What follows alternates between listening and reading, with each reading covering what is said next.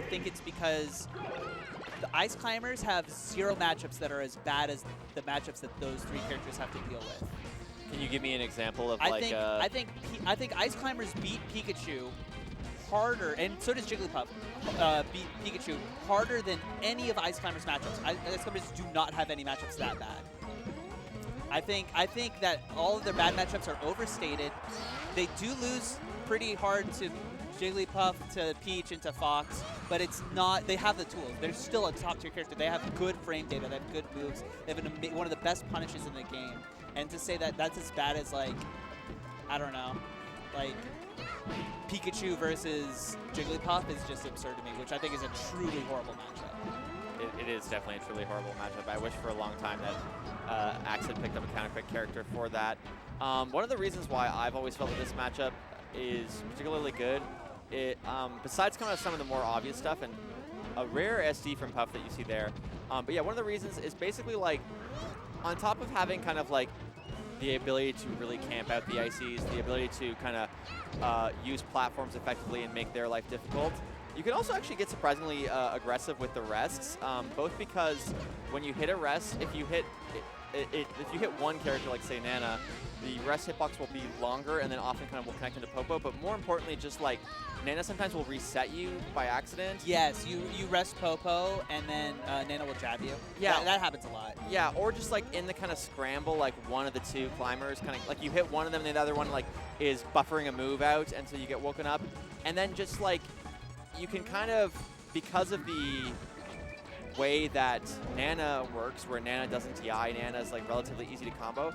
Sometimes if you have a lead, like this is not the time you would do it in a game like right now, but like let's say the roles were reversed and Puff was at 155, go for an aggressive rest on Nana. Why not, right? Like you're at 155, it's a lot easier to get in, like, you know, up tilt rest on Nana, and then all of a sudden you've kind of crippled the Ice Climbers, or at least significantly kind of hindered their path to success.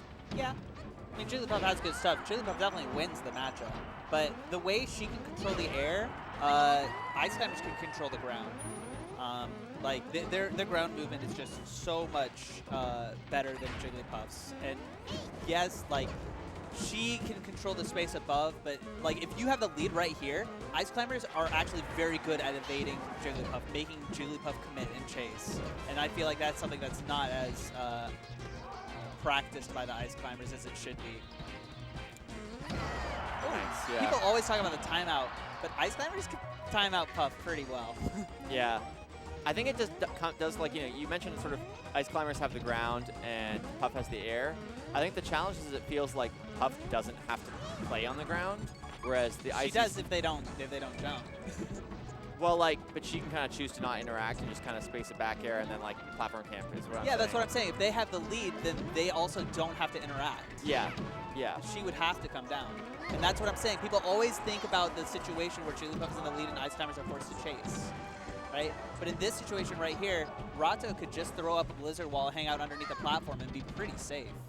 Absolutely. I just think if you have that kind of situation where you can like really make things a lot more maybe one-sided than they would otherwise be, that's always going to give you a pretty big edge. And like you already said, like you think that she wins the matchup. Speaking of kind of turning things around, like Furniture just really doing a good job of closing this gap, and it is a very, very even game now.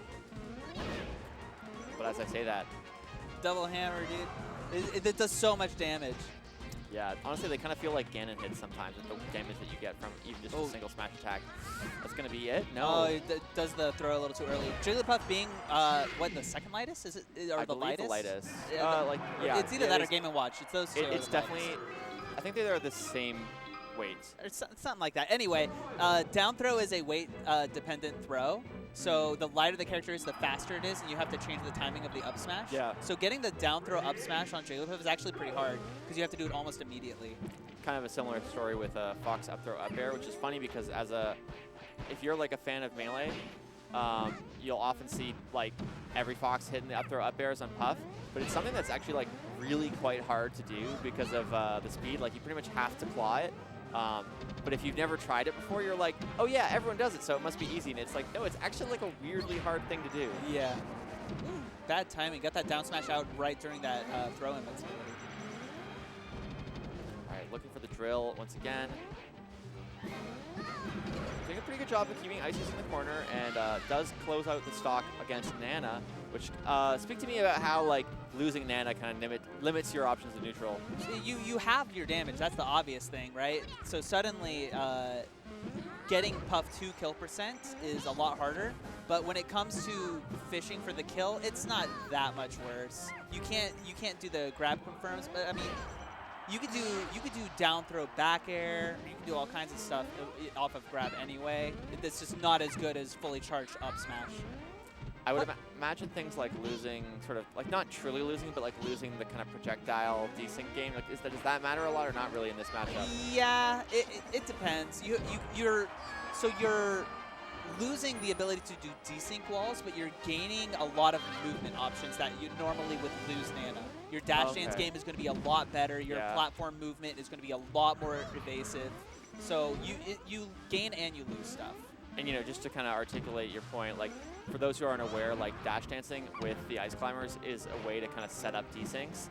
Just if you watch like an Ice Climbers dash dance, Nana gets like a little confused. Yeah, she does not like it. Yeah, so that's why that's what Tuesday means about like getting kind of the dash dance option like buffed essentially, is that you know normally you can't bust it out as aggressively as you might otherwise be able to. But thankfully they have a really good wave dash, so you can still rely on it like that. Yeah, losing Nana in your movement is really detrimental.